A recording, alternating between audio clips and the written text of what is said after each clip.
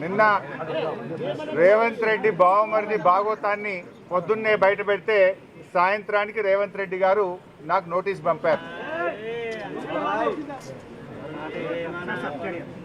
నిన్న నోటీస్ కూడా ఎప్పుడు ఇచ్చారు? నిన్న రాత్రి దాదాపు 9 గంటల సమయంలో మా ఇంటి దగ్గర మా మెయిడ్కు నోటీస్ ఇచ్చి వెళ్ళారు. నేను ఆ సమయంలో సిద్దిపేట నియోజకవర్గంలో నా ప్రజలతో వివిధ కార్యక్రమాల్లో పాల్గొన్నాను. అయితే నిన్న రాత్రి 9ంటికి నోటీస్ ఇచ్చి ఉదయాన్నే 11 గంటలకు రమ్మన్నారు.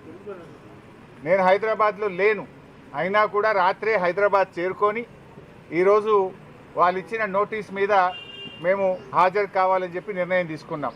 ఎందుకంటే మాకు చట్టాన్ని గౌరవిస్తాం, న్యాయ వ్యవస్థ మీద నమ్మకం ఉంది, తప్పకుండా వెళ్తాం. మేము ఏ తప్పు కూడా చేయలేదు, అందువల్ల భయపడము. ఈ రేవంత్ రెడ్డి తాటాకు చప్పుళ్లకు బెదిరే ప్రశ్నే ఉత్పన్నం కాదు.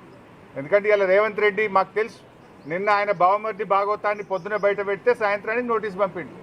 ఆ భాగవతం మీద కనీసం ఒక్క మంత్రి కానీ ప్రభుత్వం నుంచి స్పందన కూడా లేదు. ఎందుకంటే మేము అన్ని ఆధారాలతో నిజాలు బయట పెట్టినాం కనుకనే ఆ సమాధానం లేక డైవర్షన్ టాక్టిక్స్ కోసం ఈ నోటీస్ పంపిండని అర్థమవుతా ఉంది.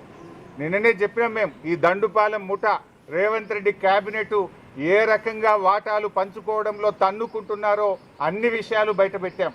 అంటే రాబోయేటువంటి మున్సిపల్ ఎన్నికల ముందు వీళ్ళ అవినీతి బయటపడుతుందని, వీళ్ళ అవినీతి బట్టబయలవుతుందని, వీళ్ళ బండారం బయటపడ్డదని ఒక డైవర్షన్ టాక్టిక్స్కు ఇవాళ రేవంత్ రెడ్డి గారు మాకు నోటీస్ ఇచ్చారు. సరే, ఈ నోటీసులు మాకు కొత్త కాదు. తెలంగాణ ఉద్యమంలో ఆనాటి సమైక్యవాద ప్రభుత్వాలు ఎన్ని కేసులు పెట్టినా, ఎన్ని మా మీద రకరకాల ఇబ్బందులు పెట్టినా కేసీఆర్ గారి నాయకత్వంలో మేము పోరాడినటువంటి ఒక కార్యకర్తలం, ఉద్యమకారులం. ఆ గత సమైక్యవాదులనే అనేక సార్లు మమ్మల్ని అరెస్ట్ చేశారు, అనేక వందల కేసులు పెట్టినారు. ఆ రోజే మేము భయపడలేదు. ఇవాళ నువ్వు ఎందుకు నోటీస్ ఇచ్చినావు నాకు? మేము ఏమడిగినాం? నీ 6 గ్యారెంటీల సంగతి ఏంది అని అడిగినాం.